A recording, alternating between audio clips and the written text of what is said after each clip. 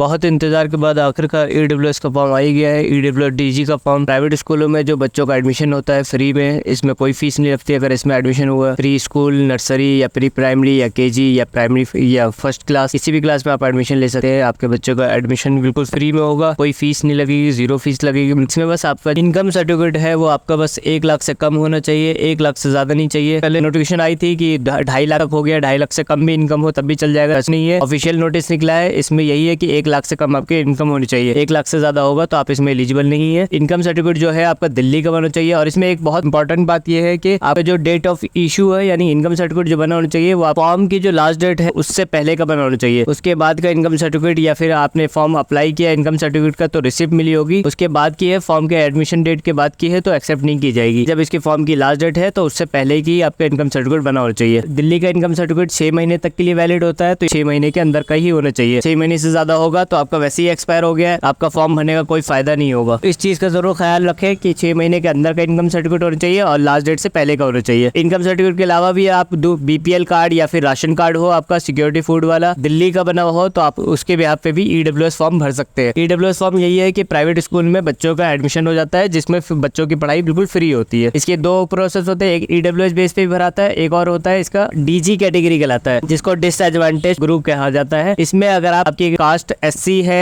ST है या OBC है, ओबीसी नॉन क्रीमिलियर, ये 3 कास्ट है या फिर ऑर्फेंस है या ट्रांसजेंडर है, इस सब में भी आप इसको अप्लाई कर सकते हैं। आपके बच्चे का एडमिशन बिल्कुल फ्री होगा। फिर से मैं रिपीट कर दे रहा हूँ, एससी, एसटी, ओबीसी जो भी है आप इसमें अप्लाई कर सकते हैं। इसमें भी जो सर्टिफिकेट बताया है एससी, एसटी, ओबीसी कोई सा भी सर्टिफिकेट अगर आपका है वो आपका रेवेन्यू डिपार्टमेंट जीएनसीटी दिल्ली का होना चाहिए, यानी कि दिल्ली का ही इनकम सर्टिफिकेट, दिल्ली का ही आपका ओबीसी, एससी, एसटी जो भी कैटेगरी आप बनना चाहते हैं वो दिल्ली का बना होना चाहिए और कहीं और का इसमें वैलिड नहीं है। ओबीसी अगर आप दे रहे हैं तो नॉन क्रीमी लेयर होना चाहिए, नॉन क्रीमी लेयर बिल्कुल जरूरी है। आपका अगर ओबीसी बना हुआ है तो आप एक बार इसको जरूर चेक कर लें कि आपका एनसीएल नॉन क्रीमी लेयर बना हुआ है कि नहीं। अगर आपका नहीं बना हुआ है तो आप अपने पास के एसडीएम ऑफिस चले जाए, वहां पे जाके इसको दोबारा बनवाए, आप एनसीएल बनवाए या फिर किसी कैफे से आप उनसे ओबीसी का एनसीएल बनवाए। एनसीएल कंपलसरी कर रखा है इसमें। डीजी कैटेगरी में अगर आप भरना चाह रहे हैं यानी एससी, एसटी, ओबीसी बेस पे अगर आप भरना चाह रहे हैं तो इसमें इनकम सर्टिफिकेट की जरूरत नहीं है। इनकम सर्टिफिकेट नहीं हो तब भी आप भर सकते हैं। एज लिमिट की अगर बात करें किस क्लास में कितनी एज चाहिए, प्री स्कूल नर्सरी क्लास के लिए जो एज मांग रहे हैं वो 3 से 5 साल मांग रहे हैं, यानी कि 3 से 5 साल के बीच में अगर आपका बच्चा है तो आप इसको अप्लाई कर सकते हैं। नर्सरी क्लास में इसके अप्लाई करा सकते हैं। प्री प्राइमरी केजी के क्लास में अगर लेना चाहते हैं तो 4 से 6 साल के बीच में होना चाहिए। प्राइमरी क्लास 1 में अगर आप एडमिशन लेना चाहते हैं तो 5 से 7 साल के बीच में होना चाहिए। इसमें एक चीज और है कि ये नर्सरी में जो एज मांग रहा है 3 से 5 साल मांग रहे हैं, केजी में जो एज है वो 4 से 6 साल है। 4 से 5 के बीच में अगर आपका बच्चा है तो आप नर्सरी में भी अप्लाई करवा सकते हैं, केजी में भी अप्लाई कर सकते हैं। तो ये आपके ऊपर है कि आप किस क्लास में अप्लाई करवाना चाहते हैं। ऐसी ये फर्स्ट क्लास में भी है, में 5 से 7 साल चाहिए और केजी में 4 से 6 साल चाहिए। तो आपकी मर्जी है, अगर आपका बच्चा 5 से 6 साल के बीच में आ रहा है तो आप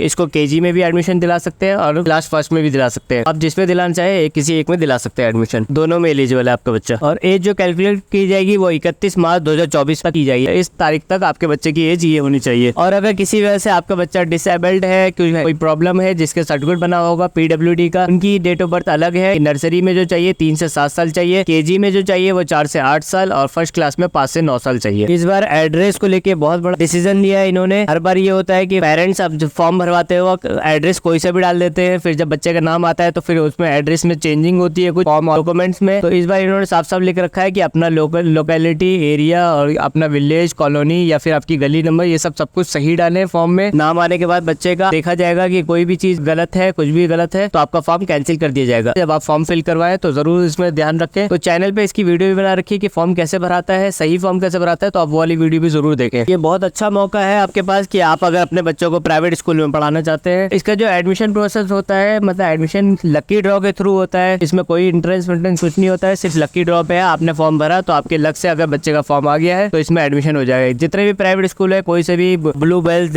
DPS, Delhi Public School, Blue Hills school, जितने भी प्राइवेट स्कूल आपके एरिया के पास भी जितने भी प्राइवेट स्कूल होंगे उसमें आपके बच्चे का एडमिशन हो जाएगा बिल्कुल फ्री, कोई फीस नहीं दे रही होगी, कुछ नहीं होगा चार्ज। एडमिशन शेड्यूल की अगर बात करें कि फॉर्म कब से स्टार्ट हुआ है, कब इसकी लास्ट डेट है, कब इसका पहला रिजल्ट आएगा, तो फॉर्म जो स्टार्ट हुआ है 30 अप्रैल 2024 यानी ट्यूसडे को फॉर्म स्टार्ट हुआ है और लास्ट डेट है इसकी 15 मई 2024 वेडनेसडे को। 15-16 दिन के लिए फॉर्म निकल रहा है तो इस पे जरूर अप्लाई करवाए अपने बच्चे का प्राइवेट स्कूल में। तो इसका फर्स्ट ड्रॉ लिस्ट तो 20 मई को आएगा, 20 मई 2024 को इसका रिजल्ट आएगा।